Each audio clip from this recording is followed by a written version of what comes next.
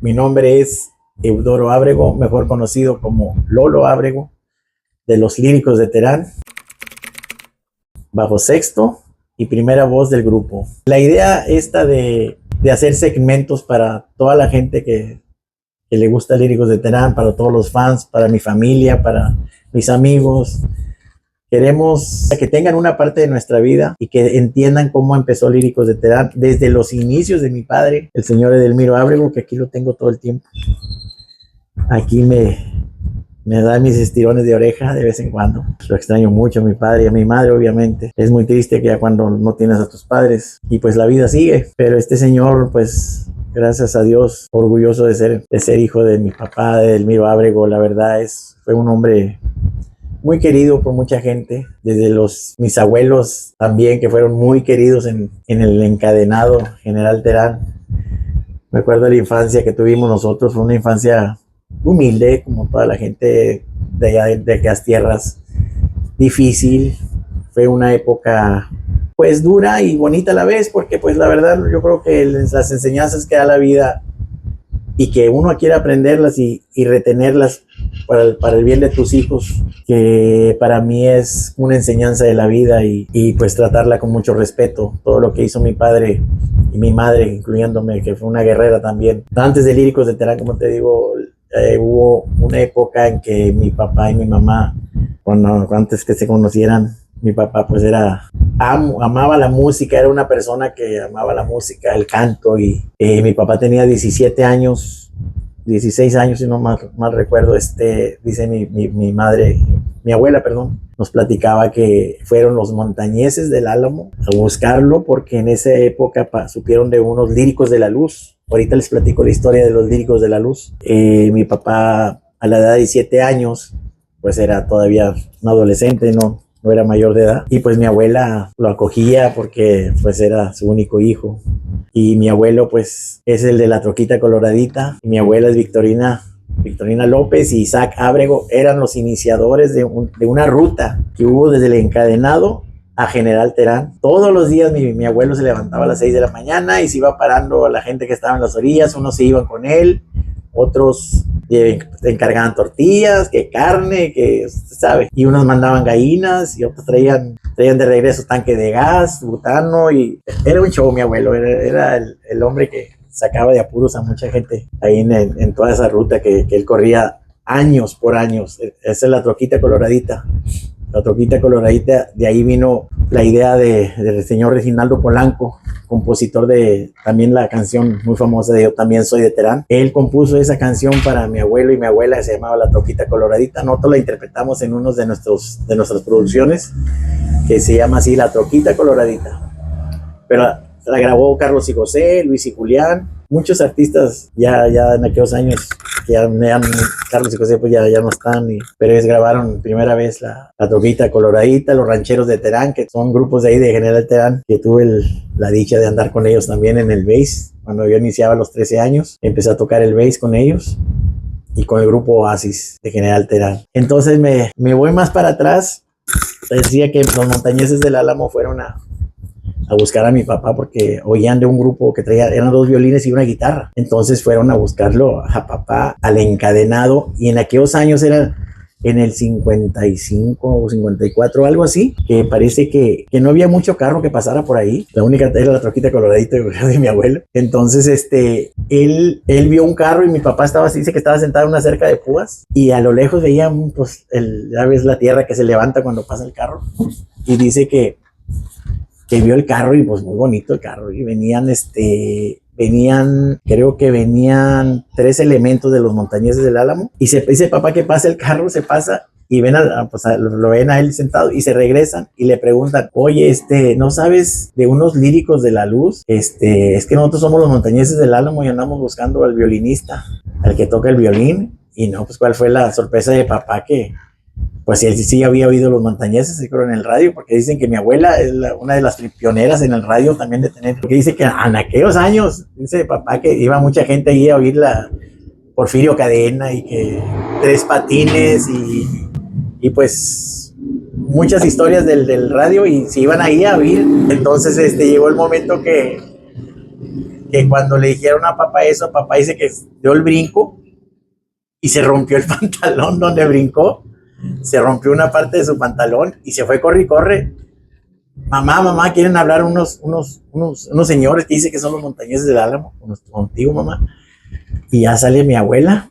¿Y cómo está? No, pues ahí se saludó. Mi abuela era una persona muy atenta, luego ofrecer de comer como en el rancho. Y dicen que, pues señores, ya se pasaron, es que andamos buscando, pues él es el de los líricos de la luz, es mi hijo. Ah, mire, no lo presta, no lo quiere pues, obviamente, pues, para irse a Monterrey era, bueno, al Álamo, era en el Álamo, ahí pegado a Santiago, Nuevo León, y pues querían llevárselo, y pues mi abuela no, pues cuándo lo iba a soltar, nunca lo iba a dejar, porque decía que la cuesta de Garrapata, que es la que sube en Montemorelos, pues antes no estaba pavimentado nada de eso. Y pues era una sierra que según muy peligrosa y que no le iba a dejar, pues tenía miedo ¿verdad? Pues que pasara algo en esa sierra. Entonces, pues papá, pues ahí fue cuando dijo, no, pues ni modo, pues ya no quiso mamá. Y pues no tuvo la fortuna de mi papá de ser integrante de los montañeses del Álamo. Después, me voy más para atrás todavía. ¿Cómo empezó mi papá lo del violín?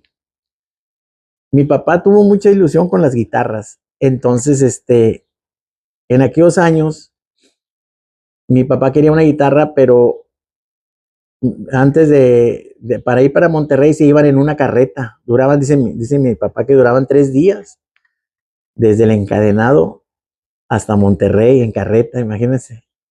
Qué bonitos tiempos, la verdad. Me quedo pensando yo, me quedo pensando y digo, qué bonito sería haber vivido más tiempo atrás. Bueno, primero que nada, salud. Voy a echar un chat para seguir platicando. Ah, qué buen vino. Bueno, prosigo. Entonces, mi papá quería una guitarra y pues dijo mi abuela, no, pues yo te la traigo. Ya ahora que va para Monterrey, pues imagínense, fueron 6 días de camino o 7 porque se quedaron uno todavía ya para las compras que iban a hacer. ¿Y cuál fue la sorpresa de papá? Que cuando llegó mi abuela, no traía la guitarra, traía un violín. No, mi papá tiró de gritos y de patadas, enojado, molesto porque pues cómo iba a tocar esa cosa que eran pues un instrumento chiquito que él no sabía nada de eso, que él quería una guitarra. Y ya le dice a mi abuela, mira hijo, la verdad es que pasó esto, no completamos tu guitarra, nos faltaron 50 pesos. Dice, en aquellos años, o 50,000 pesos, no sé cómo se manejaba la moneda en esos años, pero eran 50 pesos que por eso no pudieron comprar la guitarra que quería mi papá.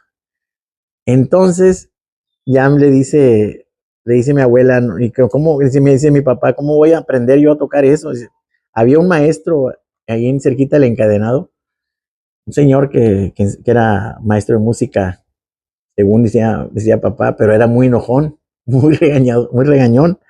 Y perdón, mi papá no aguantó más que 3 días, creo. 3 días, dijo, no, viejo fregado, dijo, no, era muy regañón. Vamos a la fregada y ya se vino y dice que solo empezó, se juntó con un compañero que también tocaba violín y una guitarra. Era una guitarra. Y así hicieron los Líricos de la Luz, que ese nombre se lo puso un maestro de aquellos años. Decían el Patas Blancas porque traía todo el tiempo mocasín blanco y así la raza le decía Patas Blancas. Y él le puso los Líricos de la Luz porque hay un ranchito ahí, creo que era el otro violinista, se llama La Luz, así se llama el ranchito ese. Y entonces él bordó unas camisas con unas águilas, dice papá, que muy bonitas y que decía los Líricos de la Luz. Ellos eran los que tocaban en los bailes, esos bailes que en aquellos años no había ni luz, colgaban los quinqués o las lámparas, no sé cómo le llaman mucha gente, los colgaban pues en palos, estantes parados así, o en árboles, y ahí es donde se hacía el baile, en la cancha.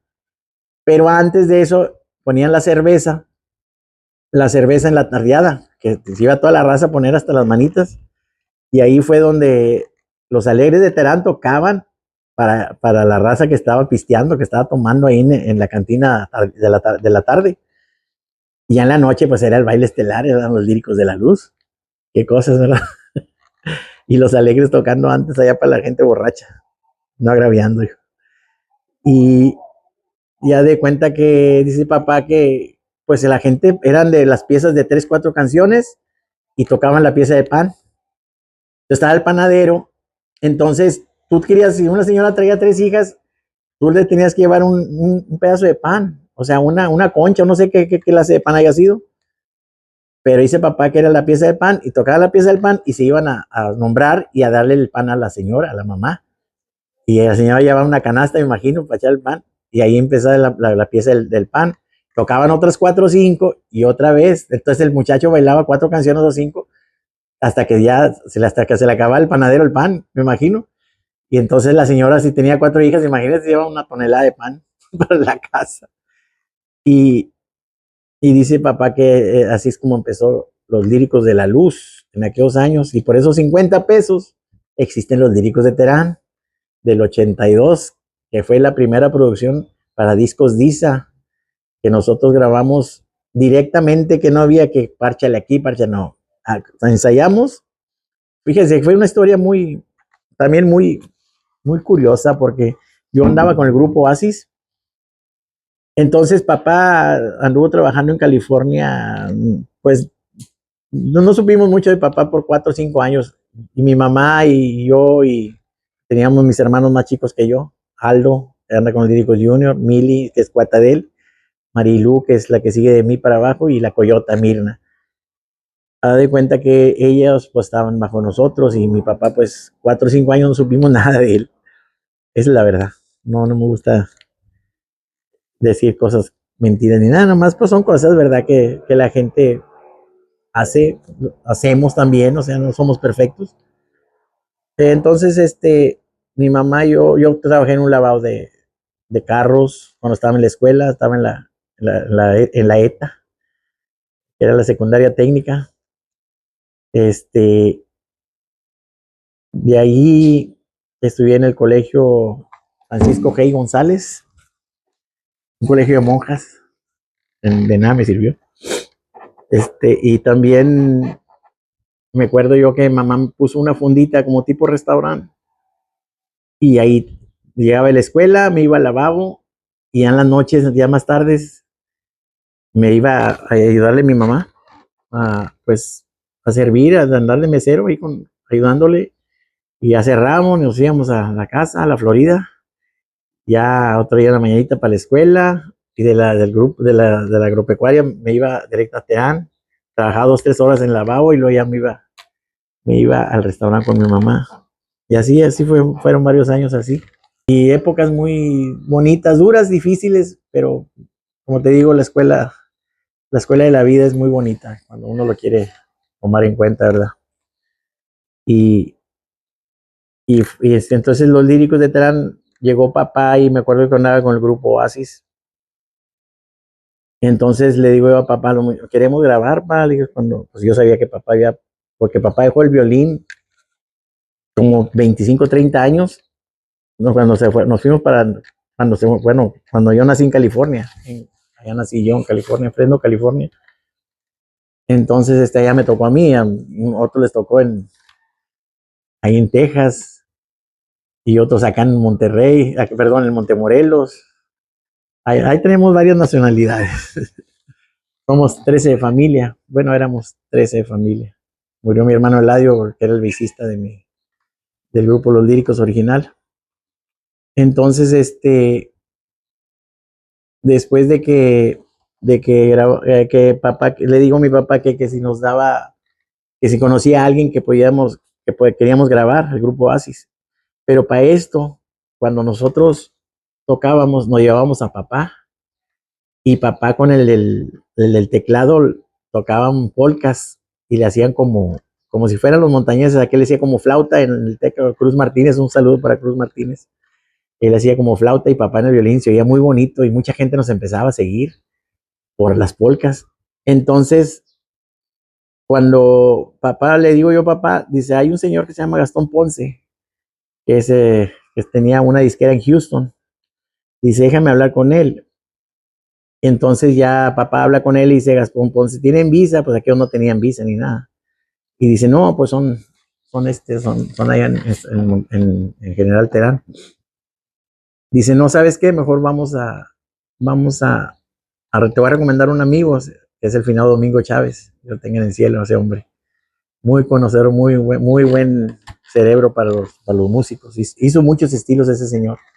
Fue una institución para saber qué grupo tenía algo y todo el tiempo le pegaba. Era muy difícil que se equivocara ese señor Domingo Chávez. Y pasó de que me dice, te voy a dar el teléfono, le dicen a papá, te voy a dar el teléfono a este señor, se llama Domingo Chávez, háblale y dile que yo te estoy pasando el número para que les dé una oportunidad de grabar en Monterrey, ahí en Santo Domingo, en San Nicolás.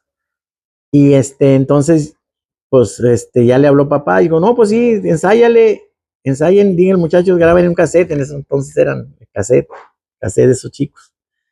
Y dice, graben un cassette y ya me traen para ver cómo se oye, yo les digo aquí. No, pues a ensayar el Oasis y todo, y ya empezamos a ensayar, y papá le dice Cruz Martínez, dice, oigan, Elmiro, vamos a meter una canción así con violín y el teclado, a ver a ver si le gusta, ¿verdad? Y ya tocábamos lo típico, el teclado con pianos y lo que se usaba en aquellos años. Y metimos 2 canciones, 2 polcas, parece que eran 2 polcas, con violín y el teclado. Y yo tocaba el bass, yo no tocaba el bajo sexto. Y en ese entonces, ya nos fuimos papá y yo, o se fue papá, no me recuerdo. Se me hace que fue papá solo para verse con Don Domingo. Y ya fue, y ya le enseñó el cassette y oyó el violín, que va oyendo el violín nada más así en el puro orejo. ¿Quién está tocando el violín ahí? Dijo, no, pues yo soy el violín. Ah, dijo, mira nomás qué bonito se oye. Dice, pero ¿sabes qué? Dijo, no quiero nada de esto, quiero violín, bajo sexto, bass y batería. A la fregada y se va para ahí, pues oye, es que el muchacho mío toca el bass y los otros muchachos, pues a ver cómo le haces. Él va a querer bass, yo no quiero es bass, violín, bajo y batería. Dijo papá, en la madre, dijo, ahora sí, ¿hasta dónde? ¿Ahora cómo lo voy a hacer? Entonces me acuerdo yo mucho que decía papá, ¿ahora cómo le vamos a hacer? ¿Cómo le vamos a hacer? Le dije, no, pues llegó entonces mi hermano Eladio, que yo lo tenga en el cielo. Él trabajaba en unas plantas de esos de luz también ahí en Texas y andaba de vacaciones. Entonces mi hermano Junior andaba con un grupo tipo que usaban los, ¿cómo le llaman? Sí, tipo las timbales. Y él tocaba el pelo chino, mi hermano, así, unos chinones grandes, parecía el del Tropical Caribe. Saludos a la raza del Tropical Caribe. Y él tocaba los timbales, entonces dijo, papá, pues vente a tocar la batería. Y mi hermano sí tocaba el bass, el Eladio. Y pues aquí, mientras, espérate un rato para grabar, tenía vacaciones mi hermano, y dijo, no, hombre, no hay problema, hijo, total, no va a esperar todo lo que quiera. Y en un mes sacamos 10 canciones, 10 o 12, queríamos a grabar 10. Y pues entonces ya le mandamos decir a Don Domingo que ya estábamos listos, y Don Domingo sin oír nomás dijo con violín, nomás que hacía violín y eso, bajo, bass y batería. Llegamos al estudio y a grabar directamente todas las canciones, el que se equivocaba para atrás. Cuando acabamos de grabar eran como las 10 de la noche, a esas horas Don Domingo nos tenía unas guayaberitas y un pantalón café, y sin sombrero y sin nada, y ahí mismo en el estudio yo con el bajo, y papá con el violín, y mi hermano con el bass. Se me hace que está en la primera producción. En ese día grabamos y en ese día nos tomaron la foto de ese cassette, de esa producción. Pero fue una cosa tan bonita. Fue el 28 de septiembre del 82, día de mi cumpleaños. Precisamente yo cumplía 17 años en ese entonces. Ahora les voy a cantar una canción. El sauce y la palma se mecen con calma, sus hojas se visten de una cara azul. Hermoso sombrío del sauce y la palma, alma de mi alma, qué linda eres tú. El sauce y la palma se mecen con calma, sus hojas se visten de una cara azul. Hermoso sombrío del sauce y la palma, alma de mi alma, qué linda eres tú. Daldo se integró, yo creo, como el 92, 93, no, el 91 por ahí se integró ya Daldo, mi hermano, porque éramos los cuatro, mis cuatro hermanos. Y, y pues ya el 2008 murió mi hermano Eladio. Y ya pues ya nos empezamos pues yo me quedé en Estados Unidos. Este, mi papá, pues yo empecé a trabajar ya no en la música. Y ya después, pues me insistió mucha gente que volviera a hacer líricos y pues empecé a hacer líricos, pero ya no respetaba a mi padre su terreno de acá de México. Casi no le gustaba ir para Estados Unidos, casi no iba para allá. Y yo empecé a trabajar aquí perdón, allá en el valle, en todo lo que era Texas, Oklahoma, Florida, todo eso empecé a hacer mis líricos de Terán. Y ya que falleció el 2019 mi padre, pues ya fue cuando me decidí pues otra vez a estos terrenos, a estas tierras que vio nacer a Líricos de Terán y gracias a Dios hemos tenido mucha aceptación y pues buscando cosas nuevas, ¿verdad? Para ustedes. Viene una sorpresa muy buena y yo digo que ojalá les guste, retomando otra vez el tema de las canciones de antaño como Líricos de Terán, pues era obviamente, no había que copiarse de otro grupo, todo era original, o sea, lo que te salía del alma sin tener algo presente, por decir, me quiero parecer a me quiero parecer a esto y tenerlo en tu mente, pero no, era como cantabas, como tocabas, pero se hacía con mucha pasión, con mucha alma, con mucho respeto. No importa qué tan bueno fueras en el instrumento, o en la cantada, o qué tan malo fueras, todo tenía un respeto, todo tenía un porqué, pero la pasión con la que se hacía marca la diferencia de lo. No critico lo de hoy, siempre me gusta estar a la moda, me gusta variar cosas en la música, el mismo ambiente de los eventos privados y eso, se vale de todo. Obviamente no critico, pero simplemente sí me gusta mucho respetar la música que se hizo con pasión, con mucho respeto, bueno o malo, pero había algo de original en todo eso y pues ahorita todo se está acabando, todo se acaba porque ya éxitos como Chubasco, como Fíjate mijita, como canciones que fueron éxitos, yo creo que ya no se hacen tan fácil. Hay éxitos de 2, 3 meses y ya, pero ya no se quedan para la historia, para la vida, como ir por esa calle vive, los Barón de Apodaca. Ahí creo que hay se extorsiona, yo creo, mucho las modas, más que nada, van tomando un rumbos y mucha gente las acepta y no, pues, o sea, bien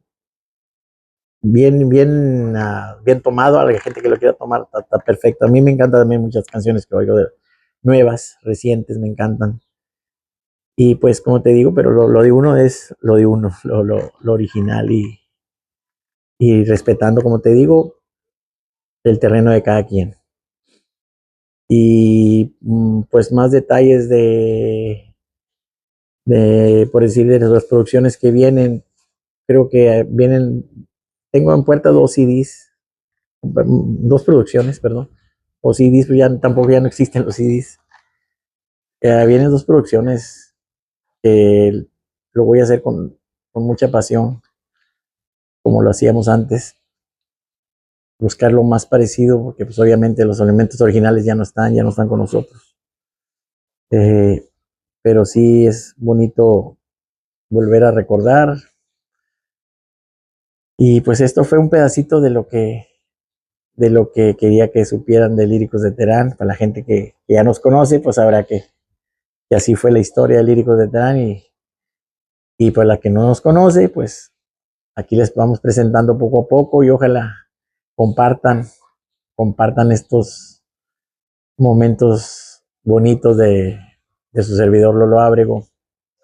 Y pues poco a poco les voy a ir dando detalles, más detalles que me vaya acordando, anécdotas de que hayamos pasado en aquellos años del grupo, pero por lo pronto ahorita ya fue algo para dar inicio de este tipo de contenido que quiero darles, porque hay mucho, mucho contenido, porque en aquellos años había muchas cosas que se hicieron con pasión y muchos fracasos, muchos éxitos, y la verdad, pues, de corazón les agradezco a todas esas personas que se hayan tomado su tiempo en escuchar un pedacito de la historia de Líricos de Terán. Y comenten qué quieren saber, qué les gustaría que les dijera, que cualquier cosa aquí estamos para oírlos y cualquier idea también. Aceptamos ideas jóvenes, eh, cómo ven la música, cómo ven la historia, cómo se inició todo esto y pues cualquier cosa, déjenlo sus comentarios, compartan, ayúdenme a que esta gente, que más gente escuche toda la historia de Líricos de Terán. Es bonita, todos compartan y a donde lleguemos, entre más lleguemos, pues ya habrá más contenido para todos ustedes. Y luego de corazón, porque yo casi no soy muy de eso de hablar mucho, pero cuando me inspiro un poquito, me inspiro con las inspiraciones buenas, sí saco mucho de mí, saco esa cosa que quiero sacar y quiero que se quede la gente con un recuerdo bonito de Líricos de Terán. No nada más del grupo que fuimos, no.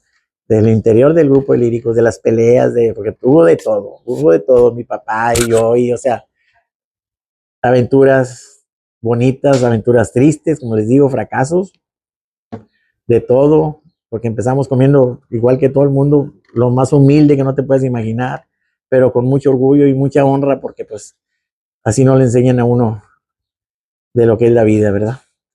Gracias y esperen el siguiente espacio para ustedes de parte de Líricos de Terán.